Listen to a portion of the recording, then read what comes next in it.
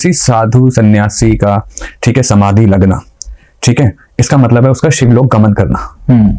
बात को समझना। जी जी। ठीक है। और शिवलोक किसे प्राप्त होता है?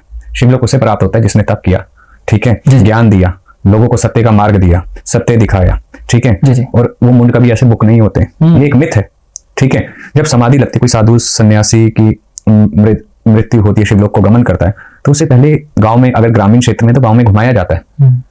फिर उनके लिए जमीन में गड्ढा खोदा जाता है 5 फीट के आसपास, ठीक है। फिर चीनी डाली जाती है, शक्कर, फिर समाधि को लगाया जाता है। 1 साल तक वो कच्ची समाधि रहती है, 1 साल के बाद उसे पक्का किया जाता है। जी जी। अब अगर हमारा कोई शिष्य है, हम सन्यासी हुए, हमने समाधि ली, तो हमारा शिष्य क्या किसी को हाथ लगाने देगा समाधि पे? और समाधि किस लिए होती है? मोक्ष तक पहुंचने के लिए होती है, शिवलोक तक जाने के लिए होती है ना। जिसका जो इष्ट है वो वहां तक पहुंचने के लिए समाधि लेता है। कई ऐसे भी सिद्ध महापुरुष रहे हैं जिन्होंने जिंदा समाधि ली है ना। ये मिथ है। मिथ है ये तो, मतलब ऐसी खोपड़ी से बुकिंग है, वो तो फिर पूरा ऑनलाइन सिस्टम हो गया। ये जोमेटो थोड़ी है।